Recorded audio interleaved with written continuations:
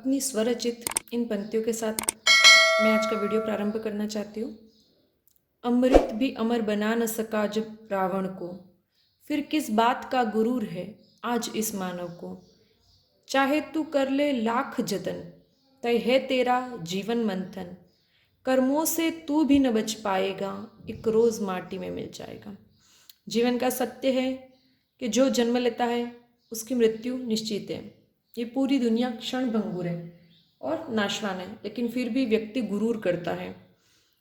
तो हमें इस गुरूर या तकब्बुर से हमेशा खुद को बचाए रखना है।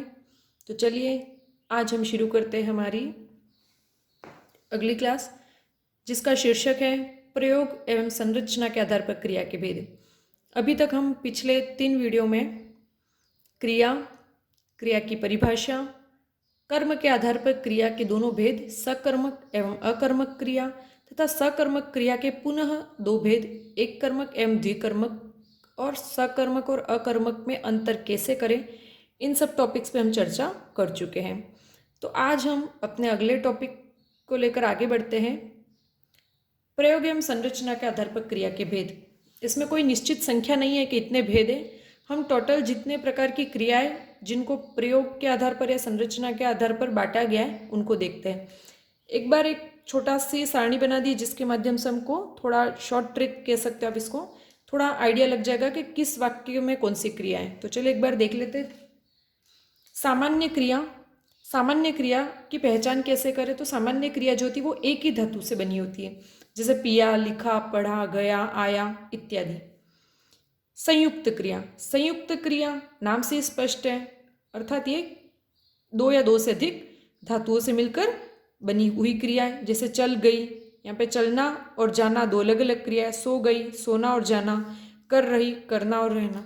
तो इस तरीके से 2 धातुओं या 2 से भी अधिक कभी कभी किसी वाक्य में धातुओं के मिल करके जब क्रिया बनती है तो वो संयुक्त क्रिया होती है। तीसरी सहायक क्रिया, सामान्य क्रिया या संयुक्त क्रिया, चाहे सामान्य क्रिया वाला वाक्य हो चाहे संयुक्त क्रिया वाला वाक्य हो, उसके पीछे अगर है, था, थे, थी कोई भी लग जाता है तो वो सहायक क्रिया हो जाती है। रंजक क्रिया क्या होती है? तो रंजक क्रिया सहायक क्रिया का ही एक भेद है। तो मुख्य क्रिया के प्रभाव को ही बढ़ाने का काम करती है, मतलब ये सहायता करती है। जो मुख्य क्रिया होती है, संयुक्त या सामान्य क्रिया होती है, उसमें और भी ज़्यादा उसको प्रभावी बनाने का काम करती है।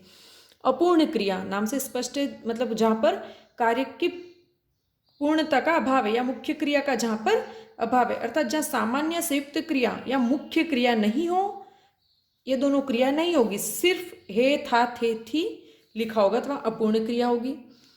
अगली सजातीय क्रिया, मतलब एक ही जाति की दोनों क्रिया हो। लड़ाई लड़ी, दोनों में लड़ना क्रिया है। चढ़ाई चढ़ी, दोनों में चढ़ना क्रिया है। पूर्वकालिक क्रिया, क्रिया प्लस कर, अर्थात मुख्य क्रिया के साथ कर लगा करके जो भी वाक्य बनते हैं वो पूर्वकालिक। जैसे कि उदाहरण से समझ सकते हैं, पढ़कर, लिखकर, खाकर, नहाकर। तो मुख्य क्रिया के साथ हम लगा देते कर। ये जो पूर्वकालिक क्रिया होती है वो वाक्य के बीचों बीच या वाक्य के मध्य में होती है, तो इससे इसकी पहचान कर सकते हैं अपन। प्रेरणार्थक क्रिया जो होती है, नाम से स्पष्ट है, प्रेरणा दी जाती है, स्वयं ना करके कोई कार्य किसी और से करवाया जाता है। तो करवाया, करवाना, करवाता, तो ये सारी चीज़ें जो इसमें क्रिया के बाद वाया, वाए, वाई या वाता, वाते, वाती, इन शब्दों से हम पहचान कर सकते हैं कि यहाँ पर प्रेरणार्थक क्रिया है। जैसे दूध मंगवाया, कपड़े धुलवाए इत्यादि। कृदंत क्रिया, कृदंत क्रिया क्या होती है? तो क्रिया के साथ कृत प्रत्यय जुड़ करके जो क्रिया बनती है वो कृदंत क्रिया होती है। हम प्रत्यय में ये पढ़ेंगे कृत और तद्धित प्रत्यय, तो तब हमारे ये चीज़ और भी ज़्यादा काम आएगी। तो यहाँ अच्छे से आप पढ़ लीजिएगा।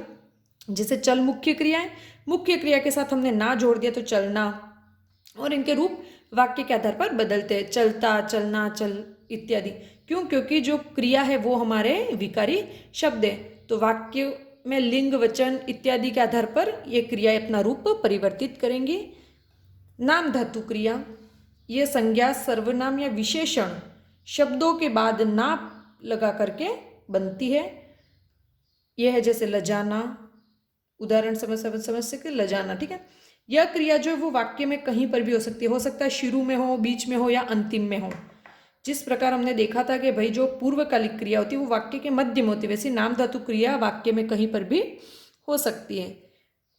अनुकरणात्मक क्रिया, अनुकरण करना मतलब दोहराना, तो जहाँ पर एक ही शब्द जैसे कि गुनगुनाना, खटखटाना, थपथपाना, हिनहिनाना, चहचहाना, तो एक ही जो चीज़ उसकी आवृत्ति जहाँ पे होती है वह ना अनुकरणात्मक क्रिया होती है।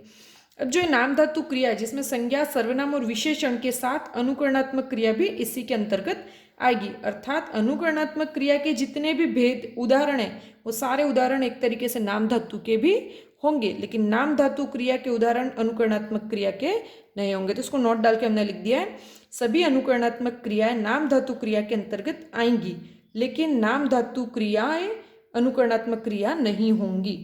तो चलिए शुरू करते हैं हम, अब 1 बाय 1 इनको पढ़ते हैं, इनके उदाहरण देखते हैं। सामान्य क्रिया की परिभाषा है, जब किसी वाक्य में एक ही क्रिया का प्रयोग हो तो वह सामान्य क्रिया कहलाती है। तो हमको इसमें दो बातें ध्यान रखनी है। एक ही धातु से बनी एक ही क्रिया होनी चाहिए, क्योंकि एक धातु से बनी अगर दो क्रियाएं आ जाए तो वो तो सजातीय क्रिया हो जाएंगी। तो हमें एक ही धातु से बनी हुई एक क्रिया जब होगी तब सामान्य क्रिया होगी। और दूसरी बात, वाक्य में क्रिया के बाद में, क्रिया के अंत में हे, था, थे, थी नहीं आना चाहिए, क्योंकि अगर हे, था, थे, थी इत्यादि आ गया तो वो हमारे फिर सामान्य क्रिया का उदाहरण नहीं होकर के सहायक क्रिया बन जाएंगी। तो चलिए इसके उदाहरण देखते हैं। बच्चा आया, तो यहाँ पर एक ही क्रिया है आना। कौन सी क्रिया हो गई हमारे? आना क्रिया। बलवीर ने दूध पिया, पीना क्रिया। कुत्ते ने हड्डी चबाई, चबाना क्रिया। माँ ने पत्र लिखा, लिखना क्रिया। कविता मुंबई गई, जाना क्रिया। ठीक है, तो अब हमने सकर्मक अकर्मक पढ़ चुके हैं हम। तो बच्चा आया, तो या तो यह सामान्य क्रिया के साथ साथ यह जो है वो हमारे अकर्मक क्रिया का भी उदाहरण हुआ। बलवीर ने दूध पिया, बलवीर ने दूध पिया, तो यहाँ पर जो दूध शब्द है वो कर्म है, अर्थात यह हमारे सकर्मक क्रिया का भी उदाहरण हुआ। कुत्ते ने हड्डी चबाई, चबाना क्रिया के जस्ट पहले हड्डी शब्द है और वो यहाँ पर कर्म है, इसलिए यह भी सकर्मक क्रिया का उदाहरण हुआ। माँ ने पत्र लिखा, क्या लिखा? तो पत्र, पत्र यहाँ पर भी सकर्मक क्रिया है। कविता मुंबई गई, गई जाना क्रिया और उसके पहले मुंबई शब्द है जो कि संज्ञा, इसलिए ये भी हमारे सकर्मक। तो चार तो इसमें जो थे वो सकर्मक के, सिर्फ बच्चा आया ये अकर्मक का उदाहरण है। मतलब सामान्य क्रिया के जो उदाहरण है वह सकर्मक या अकर्मक के उदाहरण भी हो सकते हैं। तो परीक्षा में यदि संरचना के आधार पर और जितने भी क्रिया के प्रकार वो ऑप्शंस में आए और सकर्मक और अकर्मक के बीच में आए तो आपको पहली प्रायोरिटी आपको देनी है तब सकर्मक या अकर्मक को। जैसे कि प्रश्न पूछ रहे बच्चा आया, वाक्य में निहित क्रिया बताइए। ऑप्शंस आपको मिल गए, सामान्य क्रिया, संयुक्त क्रिया, सकर्मक क्रिया या अकर्मक क्रिया। तो तब भले ही यह सामान्य क्रिया का उदाहरण है लेकिन फिर भी आपको पहली प्रायोरिटी इसको देनी है कि यह किसका हुआ? तो अकर्मक क्रिया का उदाहरण। इसलिए साथ साथ में हम यहाँ पर सकर्मक अकर्मक भी डिस्कस करते जाएंगे ताकि हमने जो पिछला पढ़ा है वो भी हमको अच्छे से और रिवाइज हो जाए और जो आगे पढ़ रहे वो भी हमारे दिमाग में अच्छे से बैठ जाए। तो चलिए अब दूसरा सामान्य क्रिया यहाँ पर हो गई।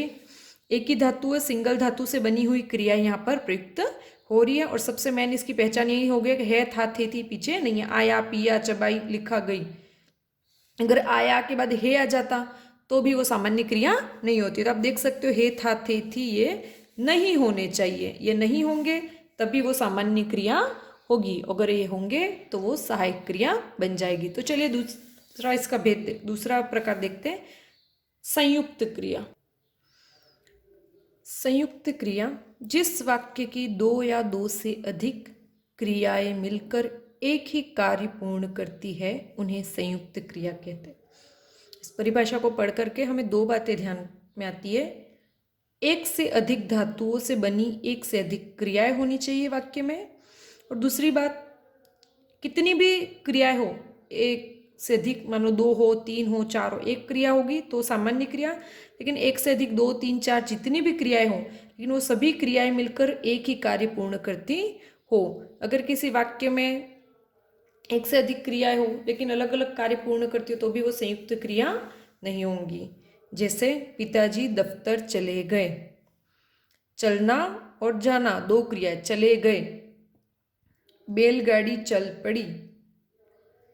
हमारे इलाके से सारे बंदर भाग गए। भागना जाना।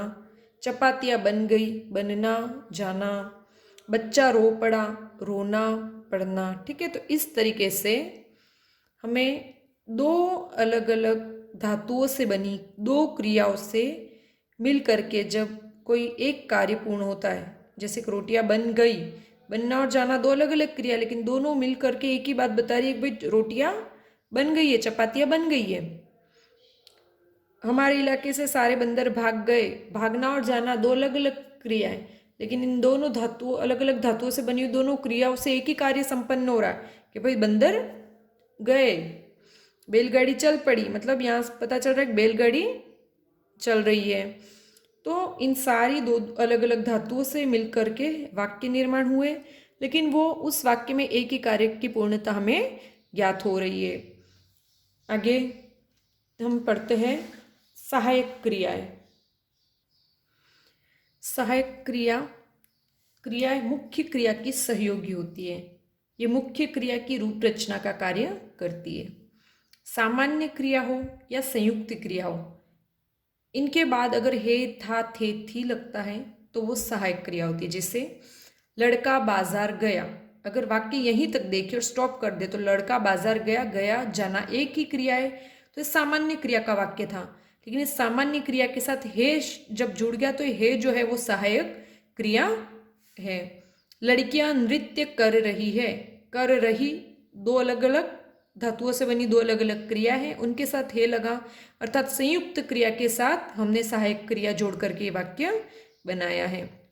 माँ रोटियां बना चुकी थी, बनाना चुकना, और उसके बाद थी लगाए, अर्थात ये सहायक क्रिया। रेलगाड़ी स्टेशन पर आ गई थी, संयुक्त क्रिया के साथ हमने थी लगाकर सहायक क्रिया का निर्माण किया। तो इस प्रकार सामान्य क्रिया या संयुक्त क्रिया से युक्त वाक्य में, अर्थात कोई ऐसा वाक्य जिसमें एक क्रिया हो या एक से अधिक क्रियाएं हो, उनके बाद हे, था, थे, थी अगर लग जाता है तो इससे पता चलता है कि वो सहायक क्रिया है। इसीलिए हमने सामान्य क्रिया में बात की थी कि हे, था, थे, थी नहीं होना चाहिए, क्योंकि सामान्य क्रिया में अगर पीछे हे, था, थे, थी लग जाता है तो वो सहायक क्रिया बन जाती है। ये सहायक क्रिया जो है वो संयुक्त क्रिया का ही एक पार्ट है, लेकिन हमने इसको अलग से हम पढ़ रहे हैं। ठीक है, तो ये संयुक्त क्रिया का ही एक भाग है। और इसी प्रकार संयुक्त क्रिया का एक और भाग है जो हम पढ़ रहे हैं रंजक क्रिया के रूप में। रंजक क्रियाएं कुछ सहायक क्रियाएं मुख्य क्रिया के अर्थ में विशेषता उत्पन्न करने का काम करती है, इन्हें रंजक क्रिया कहते हैं। अर्थात ये अपने मूल अर्थ को छोड़ करके सहायक क्रिया के रूप में मुख्य क्रिया के प्रभाव को बढ़ाती है। रंजक क्रिया क्यों कहा, इसका कारण ये है कि दिखने में तो ये विरोधाभास प्रकट होता है हमको। जैसे कि हम पहला ही वाक्य देख सकते हैं, वह आ गया, इसमें 2 क्रियाएं हैं। पहली है आना और गया, अर्थात दूसरी है जाना। आना और जाना 2 अलग अलग कार्य है ना, दोनों आपस में विलोम है, विरोधाभास प्रकट कर रहे। लेकिन वह आ गया, यहाँ पर ये जो जाना क्रिया है वो रंजक क्रिया है, या कह सकते हो आप सहायक क्रिया है। भले गया का मतलब होता है जाना, लेकिन यहाँ पर आ गया का मतलब जाना क्रिया जो वो अपना मूल अर्थ छोड़ करके बता रही है कि कार्य समाप्त हो गया है, अर्थात वो आ चुका है, उसके आने का जो कार्य वो संपन्न हो चुका है। तो यहाँ पर ये जो जाना क्रिया है वो अपना मूल अर्थ छोड़ करके कार्य समाप्ति का ज्ञान दे रही है ना। तो जाने का मतलब यहाँ पर कार्य पूर्णता या कार्य समाप्ति का बोधक। यहाँ पर ये जाना का मतलब, गया का मतलब जाने से नहीं होकर के हमें बता रहा है कि भाई आने का जो कार्य वो पूर्ण हो चुका है। पूर्वा गा सकती है, यहाँ पर भी दो है, गाना क्रिया, और ये जो शक्ति है इसका मतलब है यू गा सकती है मतलब उसका सामर्थ्य प्रकट कर रहा है। तो यहाँ पर ये पूरा है वो सामर्थ्य का बोध करवा रहा है कि उसमें गाने की जो सामर्थ्य ताकत है।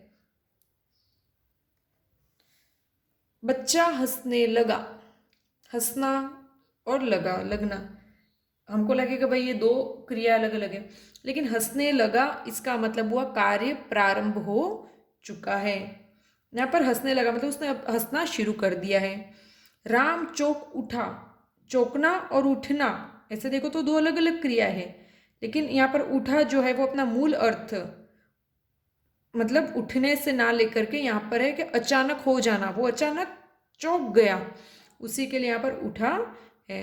तो चौंकना और उठना दो अलग अलग क्रिया है। मेरी यह चिट्ठी पढ़ दो, पढ़ तो यहाँ पर हो गई हमारे पढ़ना क्रिया, और दो का मतलब होता है ऐसे देना, लेकिन पढ़कर देना यूं नहीं है, यहाँ पर है कि भाई तुम पढ़, उस व्यक्ति को पढ़ने नहीं आता इसलिए वो किसी से निश्चित रूप से कह रहा है भाई पढ़ दीजिए, तो इसलिए यहाँ पर दो का मतलब देना नहीं है। तो इनसे पता चलता है कि जो गाया, गया, सकती है, लगा, उठा और दो, ये सब मुख्य क्रिया की सहायता करने के लिए, मुख्य क्रिया को और भी ज्यादा प्रभावी बनाने के लिए यहाँ पर प्रयुक्त हुई है। अगली क्रिया देखते अपन, अपूर्ण क्रिया। मुख्य क्रिया के अभाव में जहाँ सहायक क्रिया हो वहाँ अपूर्ण क्रिया होती है। अपूर्ण नाम से स्पष्ट है, अपूर्ण का अर्थ है जो पूरा नहीं है, अर्थात ऐसी क्रियाएं जो वाक्य का अर्थ पूर्णतः स्पष्ट नहीं कर पाती है अपूर्ण क्रिया कहलाती है। नोट में हमने लिखा है इन क्रियाओं का अर्थ स्पष्ट करने के लिए वाक्यों में पूरक की आवश्यकता होती है। मतलब अपूर्ण क्रियाओं से वाक्यों का अर्थ हमको स्पष्टतया पता नहीं चलता। अगर वाक्य में क्या कहना चाहता है, वाक्य से हमें क्या अर्थ ग्रहण करना है वो अगर जानना है तो उसके लिए हमको पूरक की आवश्यकता होगी। जैसे कि वे सज्जन हैं, राम डॉक्टर हैं, राम महापुरुष थे, ताजमहल दर्शनीय स्थल है। इन वाक्यों में अगर देखें तो वे है जो था अपूर्ण था, इस वाक्य को स्पष्ट करने के लिए हमने सज्जन, डॉक्टर, महापुरुष और दर्शनीय, ताजमहल स्थल है, अगर ऐसा कहा जाए तो ये अपूर्ण वाक्य क्या है समझ में नहीं आ रहा, तो इसमें दर्शनीय पूरक के रूप में जोड़ करके वाक्य से अर्थ ग्रहण किया जाता है। अगला है सजाति क्रिया। एक ही जाति की जो क्रियाएं हो, वे क्रियाएं जहाँ कर्म तथा क्रिया दोनों एक ही धातु से बनकर प्रयुक्त होती है, अर्थात स्पष्ट है सजातीय क्रियाएं जितनी भी होंगी वो हमेशा सकर्मक क्रिया के उदाहरण होंगे, क्योंकि यहाँ पर स्पष्ट का कर्म तो होगा ही होगा और साथ में क्रिया भी होगी, दोनों एक ही जाति के होंगे। तो सजातीय क्रियाएं जितनी भी है वो हमारे सकर्मक क्रिया का भेद होगी। जैसे भारत ने लड़ाई लड़ी, दोनों में क्रिया एक ही है, लड़ना। तो लड़ना एक ही क्रिया से, लड़ना जो है, लड़ जो धातु है उसमें ना प्रत्यय लगा करके हमने लड़ना क्रिया बनाई। बच्छेंद्री पाल ने एवरेस्ट की चढ़ाई चढ़ी, तो चढ़ना, तो एक ही धातु से बनी हुई दोनों क्रियाएं यहाँ पर प्रयुक्त हो रही है।